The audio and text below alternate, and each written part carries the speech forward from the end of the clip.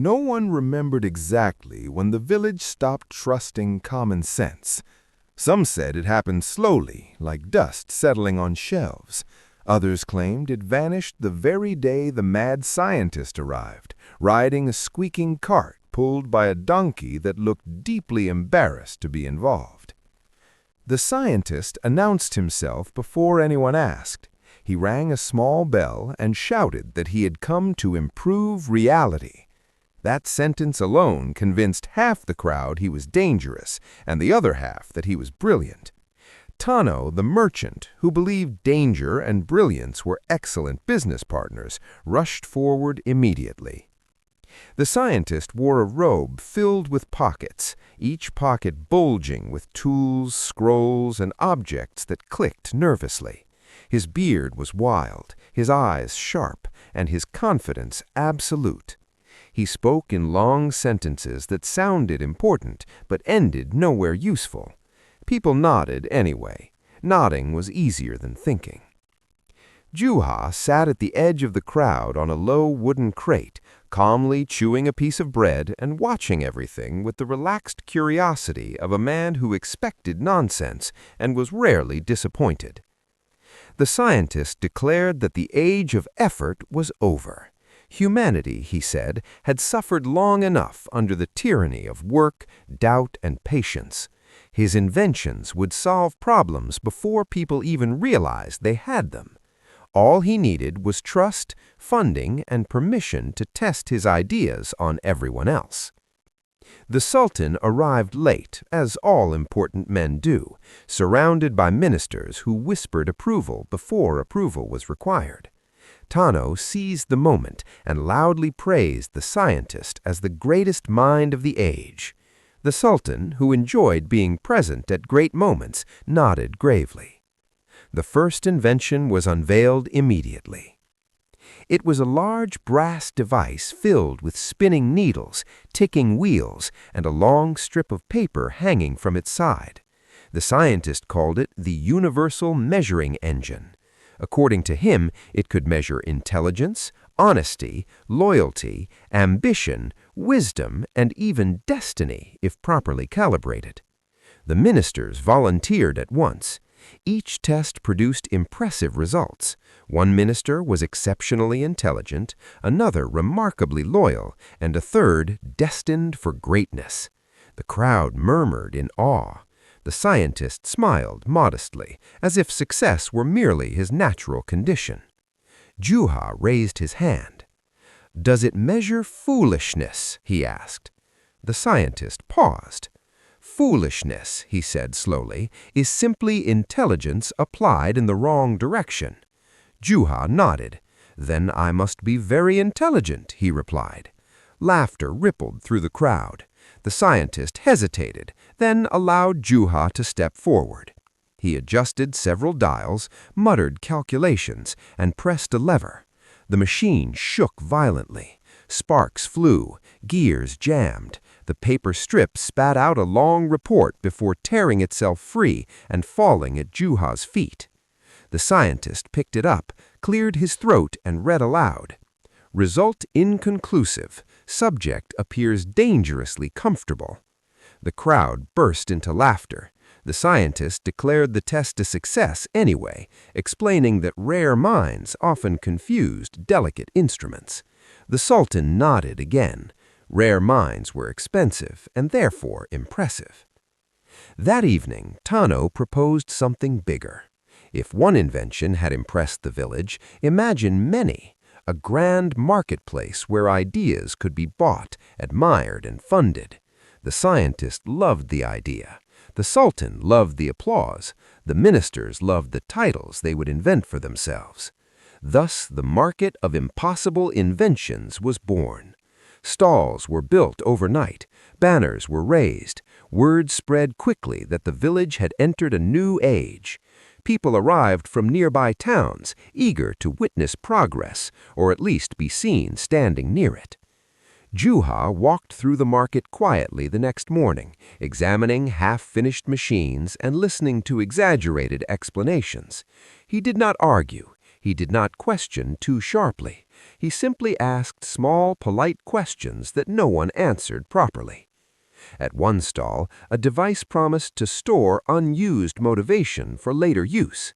At another, a helmet claimed to amplify thoughts until they became undeniable truths. Everywhere Juha looked, people were selling certainty, wrapped in metal and optimism. The scientist moved proudly among his creations, already planning improvements. Tano calculated profits before costs existed. The people clapped whenever something made noise. Juha returned to his crate where his donkey waited patiently. "Well," Juha said, handing it a carrot, "it seems thinking is about to become optional." The donkey chewed thoughtfully. The village slept that night convinced it was standing at the edge of greatness. Only Juha slept peacefully because he knew one thing the others did not yet understand. Ideas that promise everything usually ask for nothing at first, and nothing, when believed deeply enough, can cause an extraordinary amount of trouble. The first invention to dominate the market of impossible inventions arrived under heavy cloth, guarded like a secret that wanted to be discovered. Rumors moved faster than facts, which pleased everyone involved.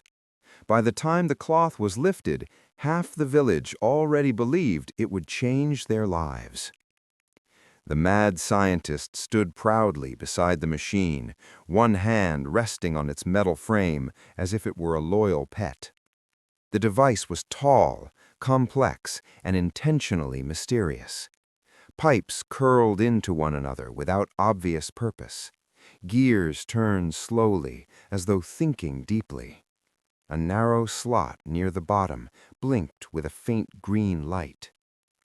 "This," the scientist announced, "is the effortless wealth generator." The crowd leaned forward. "It produces money," he continued, "without labor, without trade, without effort. Pure economic efficiency."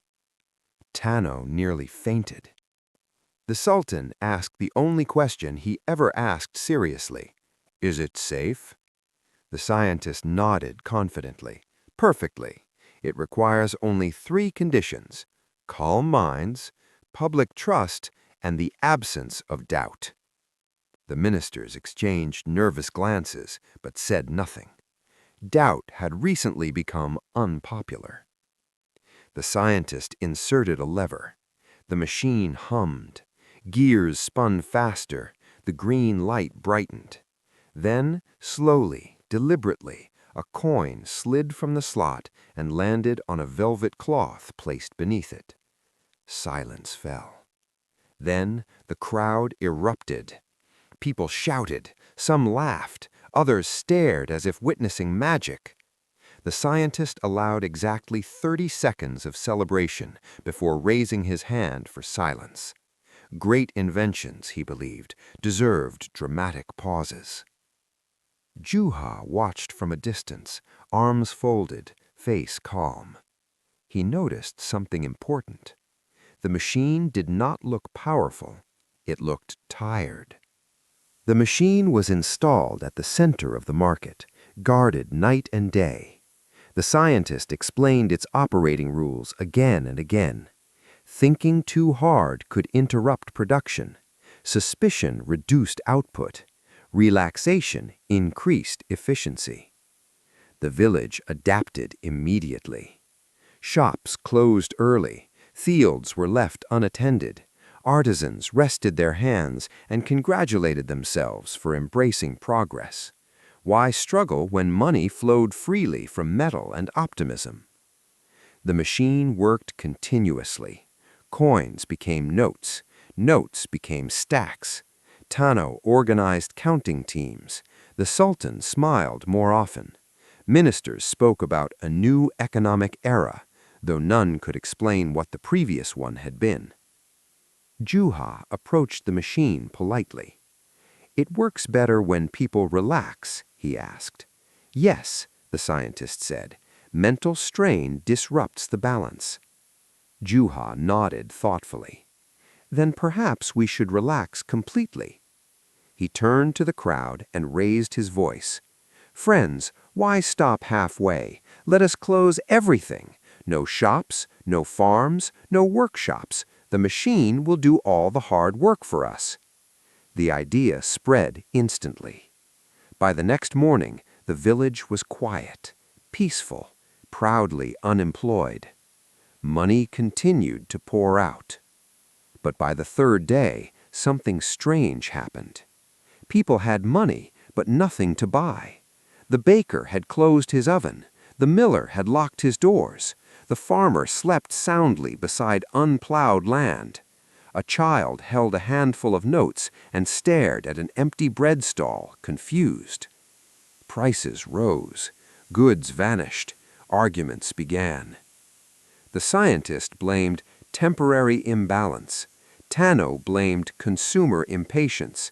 The Sultan blamed poor communication. Juha blamed no one. Instead, he returned to the machine. "Perhaps the machine needs encouragement," he said gently. He proposed a brilliant idea. The machine should print money for itself. That way, it would feel valued and increase production. The scientist considered this seriously. Tano calculated potential profit. The Sultan approved the test. The machine printed more money. Everything worsened. Soon, money was everywhere. People used it to light fires. Children built towers from notes. Still, no bread appeared. Hunger returned quietly, without announcements. The scientist adjusted dials, added equations, changed terminology. The failure was no longer failure. It was a transitional phase. One evening, Juha sat beside the machine and spoke to it softly. "You are the hardest worker here," he said. "Everyone else retired." The machine hummed weakly. That night, while guards slept and confidence snored loudly, Juha did something very simple. He turned the machine off. No explosion, no drama, just silence.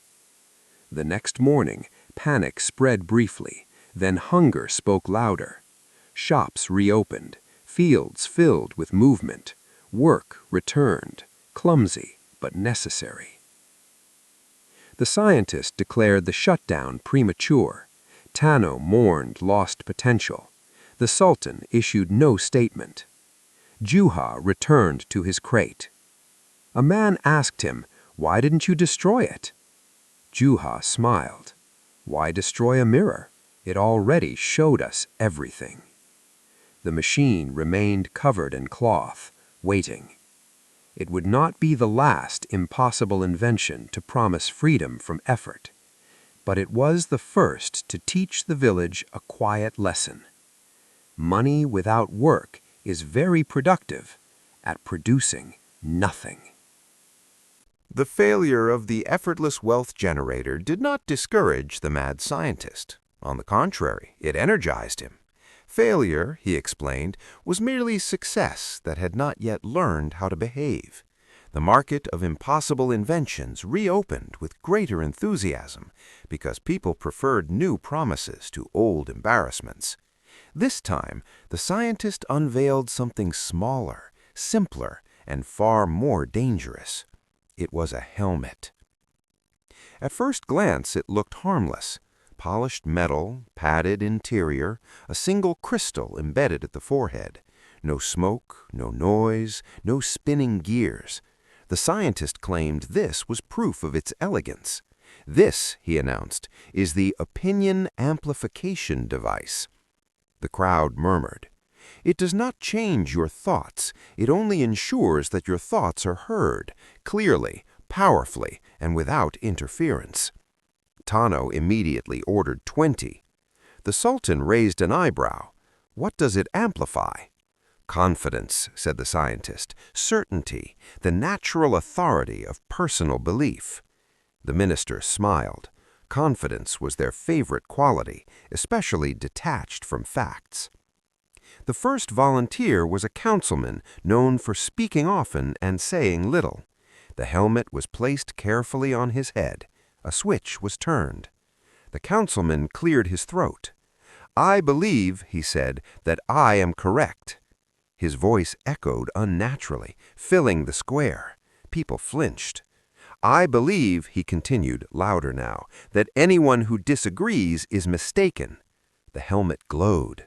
Applause erupted. The councilman removed the helmet triumphantly. "It works!" Soon everyone wanted one. Merchants wore them to negotiate, ministers wore them to meetings, citizens wore them to arguments that had not yet begun. The village transformed rapidly. Conversations disappeared. Declarations replaced them. Meetings became competitions. Whoever shouted longest was declared wisest. Juha observed quietly. When asked if he wanted to try the helmet, he agreed politely. The scientist adjusted the settings carefully. Rare minds, he said, required delicate calibration. The helmet was placed on Juha's head. Juha opened his mouth. Nothing happened. The helmet flickered. The crystal dimmed. A faint humming sound emerged, followed by a sharp crack. The helmet split in two and fell harmlessly to the ground. Silence spread. The scientist cleared his throat. "Anomalous reaction," he said quickly. "Extremely rare." Juha removed the broken pieces and smiled. "My thoughts were loud enough already," he said. "I didn't want them shouting at me." Laughter followed, but briefly. Soon shouting resumed. Eventually, the Sultan tried the helmet. His first amplified opinion echoed across the market. "I should be agreed with." The helmet overheated immediately. Smoke rose. The scientist pulled it off just in time. "Compatibility issue," he declared. The device remained popular regardless. Soon, disagreements turned into feuds. Families argued endlessly. Merchants refused compromise. Even children screamed declarations of absolute correctness. The village grew tired but louder. Juha walked through the chaos calmly, counting arguments like coins. One afternoon, he approached the scientist. "I have a suggestion," Juha said. "Why not connect all the helmets together? That way everyone can hear everyone else at once." The scientist froze. Tano loved the idea. "Collective amplification," he said. "Brilliant." The experiment was approved. The helmets were connected by wires and crystals. The switch was thrown. The result was instant and catastrophic. Voices overlapped. Opinions collided. The sound became unbearable. People clutched their ears and screamed, adding to the noise. The system overloaded and shut itself down violently, but without damage. Silence followed. People stared at one another, exhausted. No one spoke for a full minute. Then Juha said softly, "That was the sound of certainty eating itself." The scientist announced the device successful, but socially sensitive. Sales declined. The helmets were removed. Conversations returned cautiously, smaller and quieter. That evening, Juha sat beside his donkey. "I liked the helmets," he said thoughtfully. "They taught us something." The donkey snorted. "When everyone believes they are right," Juha continued, "listening becomes unnecessary and wisdom leaves quietly." The market of impossible inventions remained open, though slightly less confident, and the mad scientist, undeterred, prepared his next revelation. It would not attack opinions. It would attack hope itself. The market of impossible inventions had survived embarrassment, noise, and hunger, but it had not yet faced temptation in its purest form. That changed the morning the mad scientist announced his greatest breakthrough. He did not shout this time. He did not use banners or dramatic music. He simply placed a small wooden table in the center of the market and poured a pile of ordinary sand onto it. People gathered cautiously. "This," he said calmly, is not ordinary sand. Juha, standing nearby, whispered to his donkey, "It looks very convinced it isn't." The scientist continued, "Within this sand lies potential. With the correct application of science, patience, and funding, it can become gold." The word spread instantly. Gold. Not profit, not improvement. Gold. Tano appeared so quickly it seemed he had been waiting behind the table. His eyes reflected the sand as if it were already shining. The Sultan leaned forward. Ministers stopped pretending to understand and began believing instead. The scientist presented charts, symbols, and explanations that moved confidently in circles. The process was complex, delicate, and required time, but the outcome, he promised, was inevitable. Science, he said, cannot be rushed, but it can be invested in. Tano nodded vigorously. We can sell future gold, shares, contracts, ownership of sand yet to be transformed. The Sultan approved. Paper was stamped. Ink flowed. The village entered a new phase of excitement. Soon everyone was collecting sand. People filled sacks, jars, pockets, and pillows. Children fought over dunes. Old men guarded piles as if they were already treasure. The market filled with arguments about purity, ownership, and distribution of gold that did not exist. Juha collected a single handful and examined it closely. "Does it matter where the sand comes from?" he asked. The scientist hesitated. "Theoretically, no." Juha smiled and returned the sand to the ground. Weeks passed. The scientist worked tirelessly, or appeared to. Fires burned beneath strange containers. Equations changed daily. Each failure was explained as progress. Tano grew rich selling promises. The Sultan grew proud speaking of destiny. The people grew impatient. Then came the demonstration. A large crowd gathered. The scientist placed sand into a sealed chamber, adjusted several levers, and waited. Steam rose, lights flickered, the chamber shook dramatically. Finally, the chamber opened. Inside lay sand. The scientist froze. "Phase 1, he announced quickly. "Gold formation is subtle." The crowd murmured. Tano smiled nervously. The Sultan clapped once, uncertainly. Juha stepped forward. "If sand becomes gold, does gold become sand?" he asked politely. The scientist blinked. "That is not how." Juha nodded. "Just asking. I like symmetry." Days turned into weeks. Patience thinned. Arguments thickened. Tano revised contracts. The scientist revised explanations. One evening, Juha invited several villagers to his crate. "Let us divide the gold," he suggested. "But there is no gold," someone said. "Exactly. Best time to divide it fairly." They argued fiercely. Who deserved more? Who invested earlier? Who believed harder? The arguments grew louder than the market ever had. The next day, Juha proposed a public audit.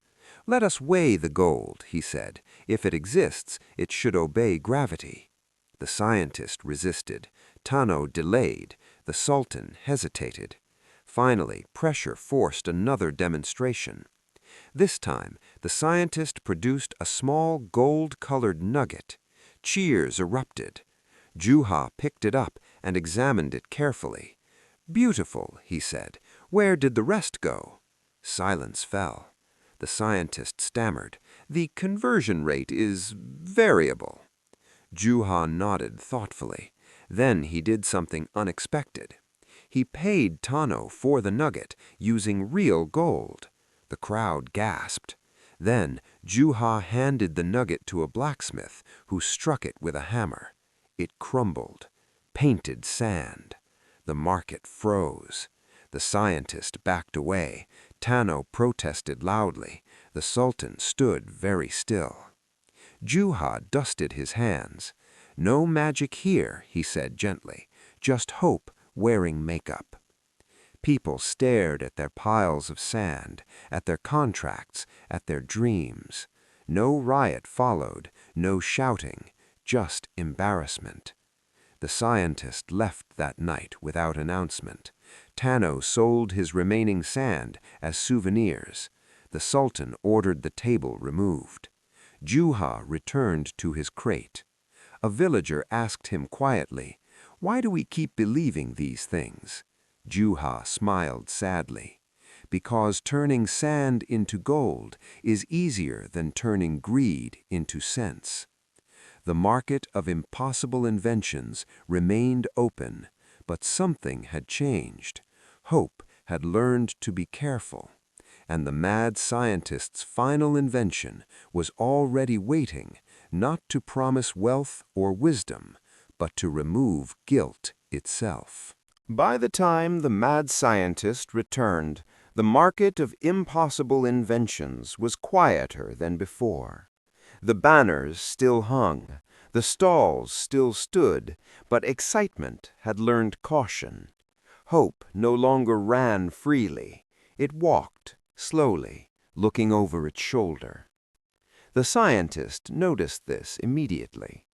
He smiled. People who sell certainty always smile when doubt appears, because doubt is a problem they can promise to fix. "This," he announced calmly, unveiling his final invention, "is my most humane creation." The device was small, no smoke, no sparks, no drama. A simple metal plate with thin straps, designed to rest over the chest. "It is the guilt neutralizer," the scientist continued. "It removes unnecessary emotional interference, regret, shame, moral hesitation. These are inefficiencies. This device allows people to act freely without inner resistance." The crowd stirred. Tano stepped forward. "Does it work immediately?" "Instantly," the scientist said. "A clear conscience, regardless of behavior." The Sultan's eyes widened. Ministers leaned closer. Juha listened quietly. The first volunteer was a minor official known for collecting extra fees. The device was strapped. A switch was flipped. "How do you feel?" the scientist asked. "Wonderful," the official replied. "I feel justified." Applause broke out. Soon, the device was everywhere. Merchants raised prices without hesitation. Officials signed papers without reading them. Arguments ended quickly, not because people agreed, but because they no longer cared. The village became efficient. Cold, but efficient. Juha watched as people walked lighter, faster, and emptier. One afternoon, the Sultan summoned Juha. "Why are you not using the device?" the Sultan asked. Juha smiled. "I'm afraid it would interfere with my thinking." The scientist overheard and laughed. "Thinking," he said, "is overrated." That evening, Juha visited the scientist privately. "I have a suggestion," Juha said politely. "Why not connect all the guilt neutralizers together, a unified system, one conscience for the entire village?" The scientist hesitated. Tano loved the idea. The Sultan approved it immediately. The devices were linked. At first, nothing happened. Then, something extraordinary occurred. People began speaking honestly, painfully honestly. A merchant admitted he cheated his brother. A minister confessed he feared being useless. A guard admitted he hated his job. A mother admitted she envied her own child. The crowd froze. The scientist panicked. "This is impossible," he muttered. "The device removes guilt." Juha nodded. "Exactly. Without guilt, nothing stops truth from walking out." The connections overloaded. The system shut down. Silence returned, but it was different now. People looked at one another differently, not kinder, just clearer. The Sultan removed his device first. The scientist backed away slowly, realizing too late that his final invention had not erased morality, it had exposed it. He left before dawn, taking nothing with him. No guards followed, no one stopped him. Tano tried to sell the remaining devices, but found no buyers. Guilt, it turned out, was not the enemy people thought it was. The market of impossible inventions closed quietly. No speeches, no blame, just empty stalls and folded banners. Juha returned to his crate. A villager approached him and asked, "Why did all the inventions fail?" Juha thought a moment. "They didn't," he said. "They worked perfectly." The villager brayed softly. Juha smiled. "Science is powerful," he added, "but wisdom refuses shortcuts." The village slowly returned to ordinary life. Work resumed, arguments softened. Hope, older now, learned patience. And somewhere far away, the mad scientist planned his next idea, certain that next time, surely, reality would cooperate.